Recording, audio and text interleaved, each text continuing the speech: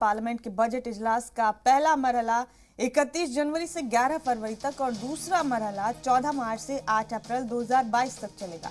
Budget से पहले आज इकोनॉमिक सर्वे पार्लियामेंट में रखा जाएगा। इससे मईशत के हालात और इक़दामात का मशवरा दिया जाएगा। इकोनॉमिक सर्वे बजट की बुनियाद होती है। 1 फरवरी यानी कल पेश होने वाला बजट मोदी सरकार के दूसरे मुद्दतकार का चौथा आम बजट होगा। कोरोना वबा के बीच पेश होने वाले इस बजट को लेकर सभी शोबों के लोग पुरुमीद हैं। सभी को बजट से कुछ न कुछ राहत की उम्मीद है। वजीर खजाना निर्मला सीतारमण के पार्लियामेंट में इक्तिसादी सर्वे की रिपोर्ट पेश करने के बाद दोपहर 3:30 बजे मुल्क के नए चीफ इक्तिसादी सलाहकार वी अनंत नागेश्वरन सहाफियों से मुखातिब होंगे, जिसमें वो मईशत के चैलेंजेस और नए मौक़ों का ब्यौरा पेश करेंगे।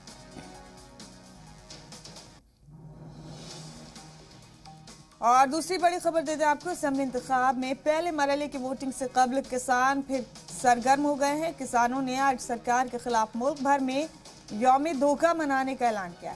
भारतीय किसान यूनियन के लीडर राकेश टिकैत ने मरकजी हुकूमत पर वादा खिलाफी का इल्जाम लगाया है।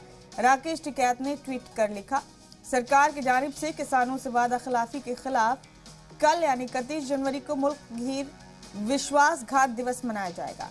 सरकार के 9 दिसंबर के जिस खत की बुनियाद पर तहरीक मुलतवी की गई थी, सरकार ने उनमें से कोई वादा पूरा नहीं किया। वाज़ेह हो कि पीएम मोदी के ज़राई कवानीन को वापस लेने के ऐलान के बाद एहतजाजियों ने दिसंबर में दिल्ली की सरहदों को खाली कर दिया। और तीसरी बड़ी खबर देते हैं आपको। मुंबई हज कमेटी के सीईओ याकूब शेख ने कल एक बड़ा ऐलान कर आज़मीन हज को एक बड़ी राहत दी। दरअसल आज़मीन हज के लिए रजिस्ट्रेशन की तारीख 31 जनवरी को बढ़ाकर 15 फरवरी कर दिया गया। वाज़ेह हो कि पहले आज़मीन हज के लिए रजिस्ट्रेशन की आखिरी तारीख आज यानी 31 जनवरी थी, लेकिन अब आज़मीन हज को रजिस्ट्रेशन करने के लिए 15 दिन का वक्त और मिल गया।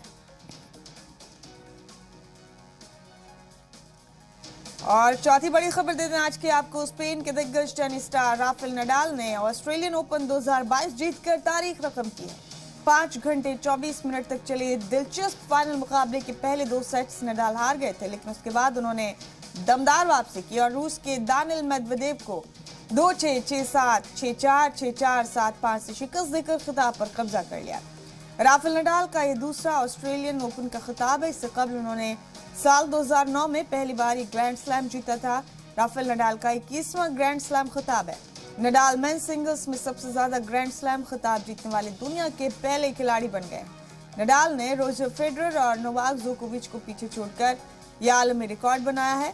राफेल नडाल की जीत पर दिग्गज क्रिकेटर सचिन तेंदुलकर, वीरेंद्र सहवाग और वीवीएस लक्ष्मण ने उन्हें मुबारकबाद पेश की। और पांचवी बड़ी खबर देते हैं आपको इस वक्त की। यूक्रेन को लेकर अमेरिका और रूस के बीच तनाज़े मजीद गहराते जा रहे हैं। यूक्रेन बहरान को लेकर आज अक़वाम मुत्तहिदा सलामती काउंसिल की मीटिंग होनी है। ये मीटिंग यूक्रेन में मकामी वक्त के मुताबिक सुबह 10 बजे होगी। रूस और यूक्रेन के बीच जंग जैसे हालात बने हुए हैं। रूस ने यूक्रेन से मुत्तसिल सरहद पर करीब 1 लाख फौजियों और कई असलहों की तैनाती की। यूक्रेन ने रूस से अफवाज को वापस बुलाने और बातचीत वापस जारी रखने की अपील की। ब्रिटेन नाटो की मजीद अफवाज की यूक्रेन में तैनाती चाहता है। यूक्रेन में अफवाज की तैनाती को लेकर नाटो ने कहा है कि यूक्रेन में और फौजियों को तैनात करने का कोई मंसूबा नहीं।